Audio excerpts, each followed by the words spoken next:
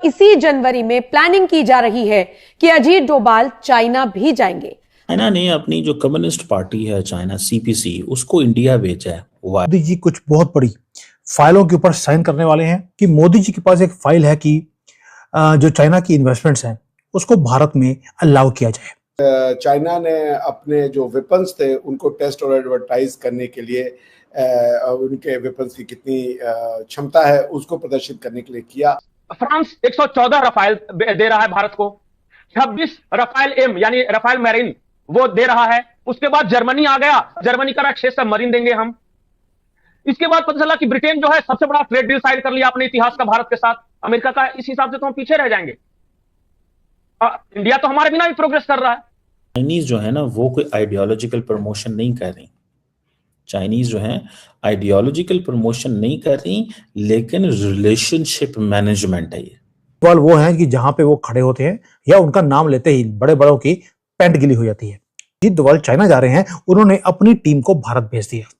अब ये similar statement Bharat के फौजी अफसर दे चुके हैं कि भाई उन्होंने तो पाकिस्तान पे अपनी जो भी उनकी डिफेंस फोर्सेस थी उसकी लाइव यूज करके देख ली, और क्या रहा, आपका डिफेंस सिस्टम तो शून्य था। सारी भारतीय मिसाइलों ने अपने अपने टारगेट को हिट करा।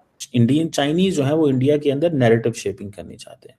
मिसाल के तौर पे कि चाइनीज इंडिया के बारे में क्या सोचते हैं। भारत उस पोजीशन पे आ गया है जहां पर वी आर अ प्राइज। कभी जर्मनी हमें खींचने की कोशिश करता है, कभी चाइना, कभी अमेरिका, अब तो और यूके और ऑस्ट्रेलिया और न्यूजीलैंड ने तो सरेंडर कर ही दिया। चाइना भी कहीं ना कहीं सर इस तमाम सिलसिले में मौजूद है। और अब चाइना को किस तरह से देख रहे हैं कि चाइना क्या, तो वैसे आपके साथ भी अब जो लड़ाई झगड़ा था वो कम होता दिखाई दे रहा है। ये Europe, Africa, Russia, south east Asia, Latin America, पूरी दुनिया में करते हैं। तो इसको आप देख लें कि ये बेसिकली ये पार्टी डिप्लोमेसी है। जय हिंद दोस्तों, एनएसए डोभाल साहब चाइना जा रहे हैं। ये खबर अमेरिका को भी बहुत ज़्यादा बुरी लग रही है। इस वजह से कल के दिन सेक्रेटरी स्टेट मार्को रूबियो ने जयशंकर साहब को खुद कॉल किया। अमेरिका चाहता है कि भारत का चाइना से तनातनी बने ही रहे, इसलिए उन्होंने कई रिपोर्ट्स भी निकाली अभी लास्ट वीक कि जी भारत पे कैप्चर करना चाहता है अरुणाचल, ये वो। ताइवान के बाद तो अरुणाचल पे ही फोकस है चाइना का। बट इन रियलिटी भारत और चाइना एग्री हुए। भारत का जो 1000 स्क्वायर किलोमीटर का इलाका था देपसांग और देमचौक इलाके में, वो भारत को वापस मिले, वहां पे पेट्रोलिंग राइट्स। और अब जो चाइना चाहता है कि भारत के साथ नॉर्मलाइजेशन स्टेप बाय स्टेप हो, और ऐसे में भारत अगर पीछे हटता है वहां से तो भारत का खुद का लॉस होगा चाइना वाले फ्रंट। अमेरिका चाहता है कि भारत चाइना से एंगेज ना करे, बट अब डोभाल साहब जा रहे हैं, चाइना से बातें करेंगे, वहां पे जो भी चाइना से चीजें होंगी। इससे जितना ज्यादा कंसर्न है अमेरिका, उससे कहीं ज्यादा डबल ट्रिपल गुना कंसर्न है पाकिस्तान को।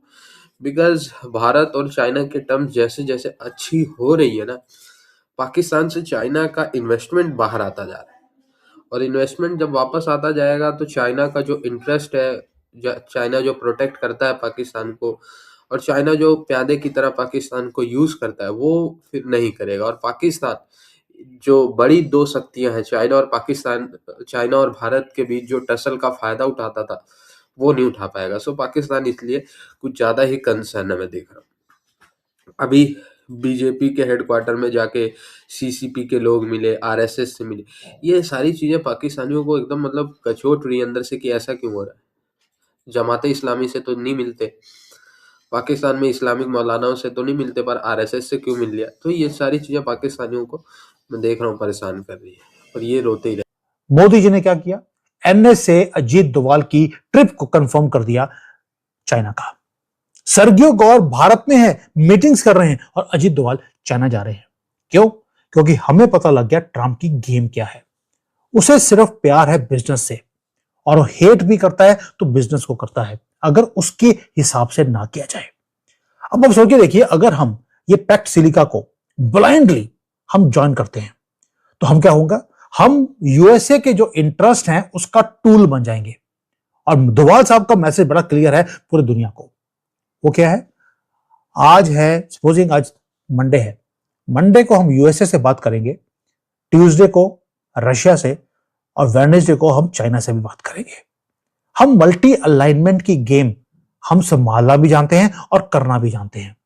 जब ट्रंप ने जब टैरिफ्स का हमें थ्रेट किया था, तब उस वक्त चाइना हमारे सामने आया कि यार तुम भी पुरानी सिविलाइजेशन हो, हम भी पुरानी सिविलाइजेशन है, आइए मिलकर वेस्ट की हेजेमनी का मुकाबला करते हैं।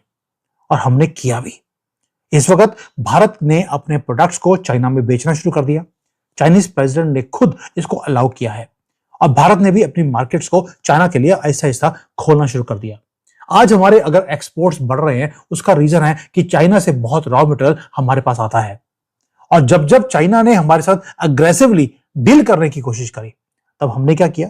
तब हमने यूएसए को यूज कर लिया एज अ शील्ड कि भैया हमारे पास यूएसए की मार्केट है, तुम्हारे जितने प्रोडक्ट हैं, तुम्हारे एप्स हैं, सारे बैन करते हैं। यानी कि हमने दोनों पत्तों को अपने हाथ में रखा है। जिसकी जरूरत होती है उसको यूज कर लेते हैं। और डोवाल जी क्या कर रहे हैं? बेजिंग आ रहे हैं टू एंश्योर कि जब चाइना और अमेरिका लड़ रहे हैं आपस में, भारत के जो इंटरेस्ट हैं वो अमेरिका के साथ सेपरेट हैं, चाइना के साथ सेपरेट हैं, दोनों को हम कन्वर्ज नहीं होने देंगे। We want to remain keep our interest untouched. दोस्तों, अब आ रहे हैं, मोदी जी ने अपना ट्रम्प कार्ड खेल दिया, ट्रंप ने ट्रम्प कार्ड खेल दिया। अब दोनों में से आप सोच के देखिए, सर्गियो गौर एक तरफ और ये जो पैक्ट सिलिका है उसकी ऑफर एक तरफ, और डोवाल साहब यहां पर आकर क्या करेंगे? मेरे पास कुछ इंफॉर्मेशन है लेकिन अभी नहीं दूंगा आपको। रीजन भी, कुछ नेशनल इंटरेस्ट के मैटर्स होते हैं, कई बार गवर्नमेंट की तरफ से इंफॉर्मेशन आती है कि प्लीज डू नॉट स्पीक। आपने देखा होगा कि मैं बहुत ढके हुए तरीके से कई चीजों को आपके सामने रखता हूं, क्योंकि दुनिया वॉच कर रही है ये भारत को। यहां पर आकर अजीत डोवाल ने एक ही काम करना है। चल थोड़ा सा बता देता हूं, एक ही काम करना है। आपके बॉर्डर की जो प्रॉब्लम है उसको आहिस्ता आहिस्ता सॉल्व किया जा रहा है।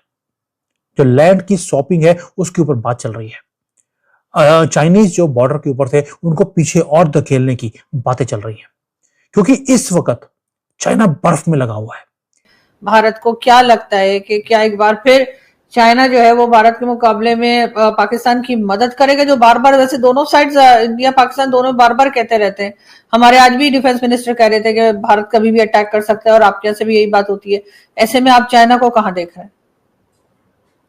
देखिए, मेरे पास, पहले मैं अपने आप को वो कर दूं, मैंने अभी एक चैट जीपीटी पे क्विक फैक्ट सर्च किया, तो उस पर ये लिख रहे हैं कि सैटेलाइट इमेजरी एनालिसिस शोज 4 की Pakistani airbase suffered significant degradation.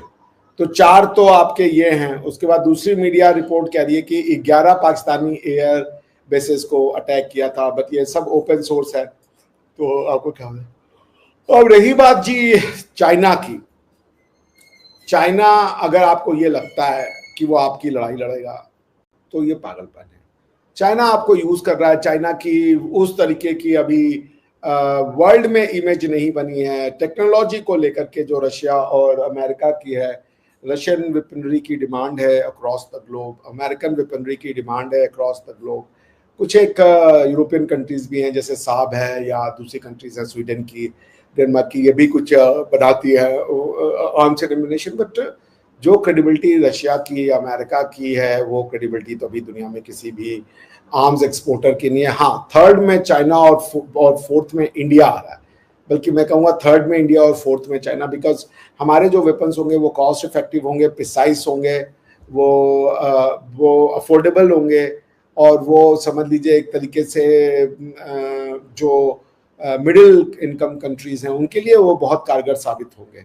So India has a very big market waiting for itself, for herself, if हम अपने आप को वैसा प्रोजेक्ट करना शुरू करें। हमारे पर बहुत सारे रिस्ट्रिक्शन हुआ करते थे, जैसे हम वासनार ग्रुप में नहीं थे पहले, जो, और फिर मिसाइल टेक्नोलॉजी, ये इस तरीके के 4-5 ग्रुप थे जिसमें अब मैं इधर उधर हो सकता हूँ। एक था वासनार ग्रुप, अगर मैं गलत नहीं हूँ, जिसमें मिसाइल टेक्नोलॉजी को देकर था। दूसरे में था कि रेंज ऑफ द मिसाइल को लेकर था कि आप 500 से ज़्यादा किलोमीटर वाली रेंज की मिसाइलें नहीं डेवलप कर पाते। तो इस तरह की कई हमारे ऊपर रिस्ट्रिक्शंस थे, which all have been lifted thanks to prime minister Modi, क्योंकि 5 चीज़ों से हमें बाहर निकलने का वादा अमेरिका में बराक ओबामा साहब ने किया था। 4 से तो हम बाहर निकल गए थे। 4th वाज कि हमें एनएसजी का, 5th वाज कि हमें एनएसजी का मेंबरशिप दिलवाना था, but that somehow couldn't workout तो ठीक है, विल सी कि क्या होता है। बट चाइना के ऊपर चाइना आपकी लड़ाई नहीं लड़ेगा, चाइना किसी से लड़ाई नहीं लड़ेगा फॉर दैट मैटर। नहीं, चाइना लड़ाई तो नहीं लड़ेगा, लेकिन चाइना बहरहाल पाकिस्तान के साथ पहले भी कह रहा था कि हम पाकिस्तान के साथ खड़े हैं और जिस चीज की पाकिस्तान को जरूरत होती है वो तो चाइना प्रोवाइड करता ही है। लेकिन मैं तो ये कह रही हूँ कि आपके साथ भी अब दोस्ती यारी शुरू हो गई दोबारा से, तो ऐसे में आपको नहीं लग रहा कि चाइना जो पाकिस्तान का साथ तो नहीं छोड़ेगा?